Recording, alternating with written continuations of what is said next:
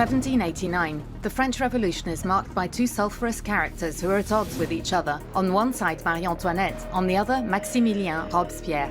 The Queen is said to be insensitive, arrogant, ready to do anything to betray France, her adopted country. He is considered a dictator, solely responsible for the revolutionary terror and its thousands of deaths. That's the reputation they have, but on closer inspection, doubt suddenly creeps in.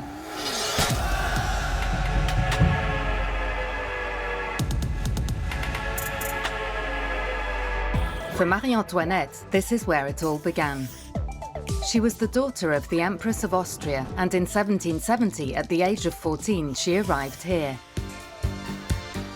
Well, at the time, Versailles looked like this. This is where the King of France lived. Marie-Antoinette came here to marry the kingdom's Dauphin, the future Louis XVI. Obviously, as always in those days, it was a political marriage. It was meant to bring the two countries together after centuries of conflict. In the beginning, everything went well. Marie-Antoinette was beautiful and witty. The French adored her straight away. But not everything was rosy in Versailles. First of all, she had trouble respecting etiquette. Etiquette was the way to behave in court, and was the only way to be respected. Marie-Antoinette didn't care. She was independent and preferred to live away from the palace courtiers with a small group of close friends, which created a lot of jealousy. She also went to balls and shows. She even went without her husband, who preferred to tinker with locks in his castle.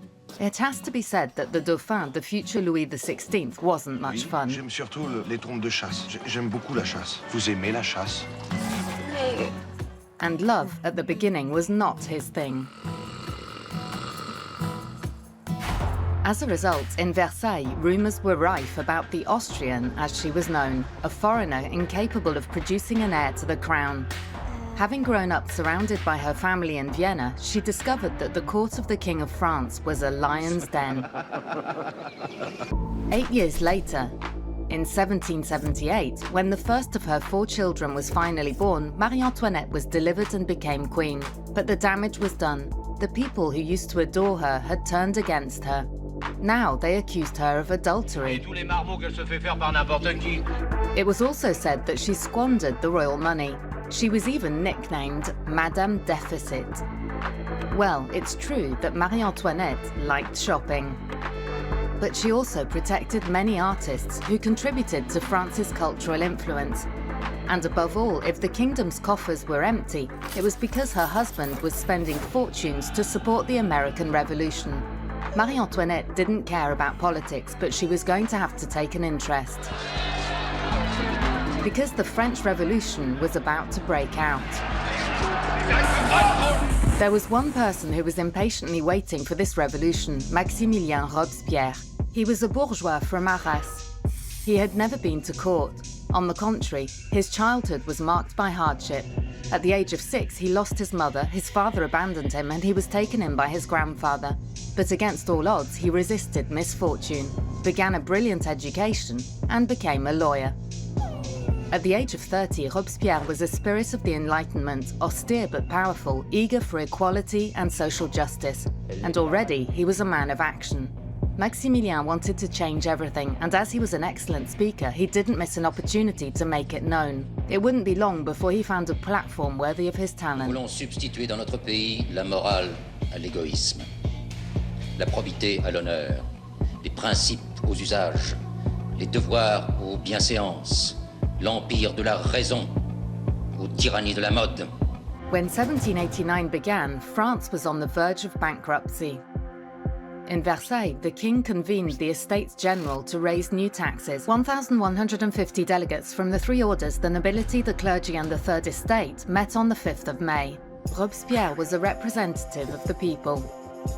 A month later, on the 4th of June, Marie-Antoinette and Louis XVI's first son died of an illness at the age of 7. Fate took its toll on this mother who was close to her children, who had already lost a daughter in infancy a few years earlier. 6 weeks later, it was the 14th of July 1789. In Paris, the people looted armories and attacked the Bastille prison, the symbol of royal absolutism. The Assembly vowed to give the country a constitution. Privileges were abolished.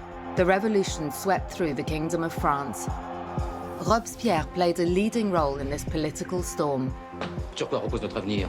Sur l'alliance entre les bourgeois et le peuple. La balance est fragile. Si elle penche d'un côté ou de l'autre, nous sommes perdus. A talented theorist, he led revolutionary associations. Notably, Future Jacobin Club, he defended universal suffrage, condemned slavery, and even the death penalty. His speeches were a hit. Uncompromising, he earned a nickname, the Incorruptible. Marie-Antoinette couldn't imagine anyone questioning royalty. For this fervent believer, the monarchy was the work of God, and men could only abide by it. Exasperated by her husband's indecision, Marie-Antoinette demanded that the army restore order in the streets of Paris. Le peuple n'aime que ce qu'il respecte, et il ne respecte que ce qu'il craint. Faites-vous donc craindre à la fin. But it was already too late. The people stormed Versailles and took the king and his family back to Paris, manu militari. Spring 1791, very worried about the turn the revolution was taking, the royal couple decided to flee abroad. But abroad was far away. On the 21st of June, they were caught halfway in the small village of Varennes. And so, between Paris and the crown, the divorce was completed.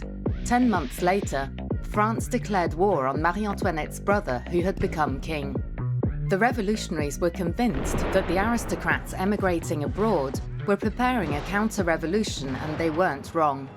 Marie-Antoinette had nothing against war. Now a prisoner in her Tuileries Palace in Paris, she thought an invasion would stop the revolution. What is certain is that the revolutionaries accused both the king and the queen of passing strategic information to the enemy. For Robespierre, the monarchy had to end and the republic had to be imposed. And on the 10th of August 1792, the sans-culottes surrounded the Tuileries Palace. Que fait le roi? Il dort encore, madame. The king, overtaken by events, lost power. On the 21st of September, the monarchy was abolished. It was replaced by the Republic. Sentenced to death, Louis was guillotined on the 21st of January 1793. From then on, Marie-Antoinette was alone with her children to face the revolutionary turmoil. Robespierre was riding the wave. As a member of the convention, the new assembly that embodied Republican power, he became more radical. With the support of a majority of elected representatives, he imposed expeditious measures. Quiconque tremble en ce moment est coupable! As the trials went full steam ahead, thousands of condemned prisoners were sent to the guillotine with the support of Robespierre. To save the revolution, the former opponent of the death penalty became a real executioner. Marie-Antoinette was next on the list. In this male-led revolution, where women were denied political power, the deposed queen was a prime target. First, she was separated from her daughter and her son, Louis Charles, the Dauphin. She would never see them again. Then she was sent to the Conciergerie in Paris. This is the Conciergerie today, but back then it was a squalid prison. There, Marie-Antoinette was forced to live night and day under the watchful eyes of the soldiers charged with guarding her. The humiliation was constant. Far from sinking, Marie-Antoinette faced up to her situation with a dignity that surprised all who saw her. Nous ne voulons point de privilèges. Nous ne voulons point d'idole. On his side, Robespierre multiplied revolutionary reforms. A spokesman for the poor, he passed a law regulating the price of grain and bread. He succeeded in giving the right to vote to as many people as possible. He imposed his old dream, the abolition of slavery. But he needed the support of the sans-culottes. Were they demanding the head of the Austrian? Robespierre would give it to them. The Incorruptible and his friends got her tried for high treason by the Revolutionary Court. Mais l'ambition du tribunal est simple. On veut démontrer que le roi n'a jamais agi que sur mes ordres et que, par conséquent, je porte le poids des fautes dont on l'a chargé pour le faire mourir. The prosecution's case was devoid of evidence, but everything was in place to convict Marie-Antoinette. It was even alleged that she had had incestuous relations with her son. To the very end, her jailers were determined to belittle the former Queen of France. Louis XVI had had the right to a carriage, but it was in a simple cart, her hands tied behind her back, that Marie-Antoinette was taken to the place of her torment. She was guillotined on the 16th of October 1793 on the Place de la Révolution, the future Place de la Concorde in Paris. Despite this apparent victory, Robespierre soon found himself isolated.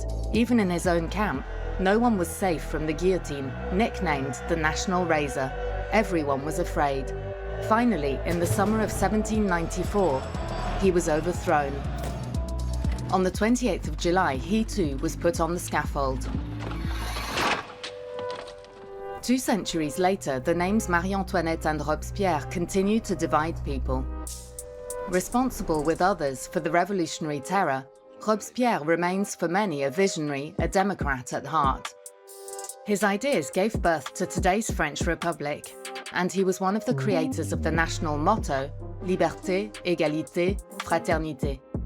Marie-Antoinette paid with her life for defending the monarchy, the only vision of the world she had ever known.